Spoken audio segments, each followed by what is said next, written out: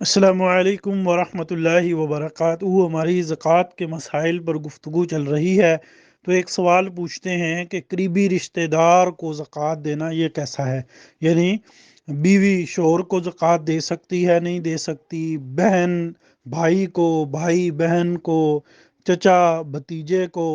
یعنی اس طرح قریبی جو رشتہ دار ہیں انہیں زکوٰۃ دی جا سکتی ہے یا نہیں دی جا سکتی۔ تو یہ بات ذہن میں رکھیں کہ اگر آپ کا قریبی رشتہ دار ہو اور وہ مستحق زکوٰۃ ہو، یعنی اسے زکوٰۃ لگ سکتی ہو، وہ زکوٰۃ کا مستحق ہو، تو ایسی صورت میں اسے اگر آپ زکوٰۃ دیتے ہیں تو آپ کو دو اجر ملے گا۔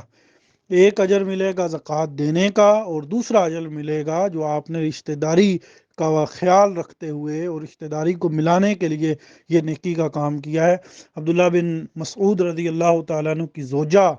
وہ آئیں اور پوچھا کہ اللہ کے نبی، میرا شوہر بڑا غریب ہے، تو میرے پاس زکوٰۃ کے پیسے ہیں، مستحق ہے، تو میں اسے دے دوں، اپنے بچوں کے اوپر خرچ کر لے۔ ظاہری بات ہے بچے تو اس کے بھی تھے، لیکن بچوں کی کفالت ذمہ شوہر کے ہے، تو آپ نے فرمایا ہاں دے دو، تمہیں دو اجر ملے گا۔ اور یہ بات ذہن میں رکھیں، صرف آپ اسے زکوٰۃ نہیں دے سکتے جس کی کفالت آپ کے ذمہ فرض ہے،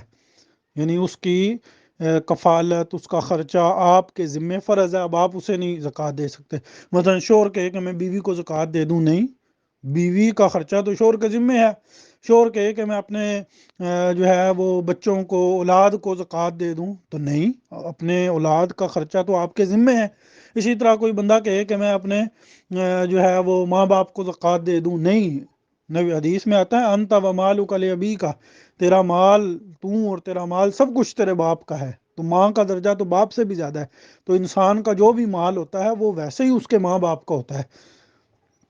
تو لوگ اس طرح کے سوال بھی کرتے ہیں یا ماں باپ کو زکوٰۃ دے دیں،